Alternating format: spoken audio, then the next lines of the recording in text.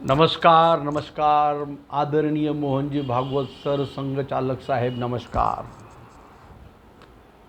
असाच एक मनात प्रश्न येत होता म्हणून तुमच्याशी बोलण्याचा मी एक संवाद केला आहे.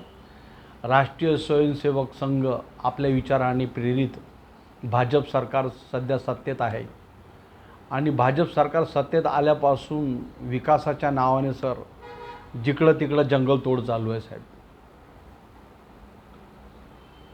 कृपया या जंगलतोडकडे सर आपण लक्ष देण्यात यावे सर. ही आमची नागरिकाकडनं तुम्हाला कळकळीची नम्र विनंती आहे साहेब. नाशिकमध्ये जंगलतोड चालू आहे साहेब, ताडोबामध्ये जंगलतोड चालू आहे, गडचिरोली चालू आहे, राजस्थान, गुजरात, मध्य प्रदेश. हे जंगल नष्ट झाले सर तर आपणसुद्धा नष्ट होऊन जाऊ साहेब. महाभारतामध्ये किस्सा वाचला आहे मी. अर्जुनाने सुद्धा असंच एक जंगल साफ केलं होतं सर, त्यांचा राजवाडा बांधण्यासाठी, राज्य निर्माण करण्यासाठी. शेवटी सर त्यांचे परिणाम त्यांना भोगावे लागले सर. तर आपणास खूप कळकळीची अकोल्याकडनं आणि माझ्याकडून ठाकूरदास चौधरीकडनं तुम्हाला कळकळीची विनंती सर.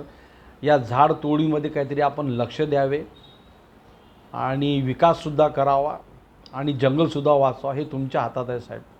तुम्ही याच्यामध्ये जर इंटरेस्ट दाखवला तर थोडंफार काहीतरी याच्यामध्ये सुधारणा होऊ शकते.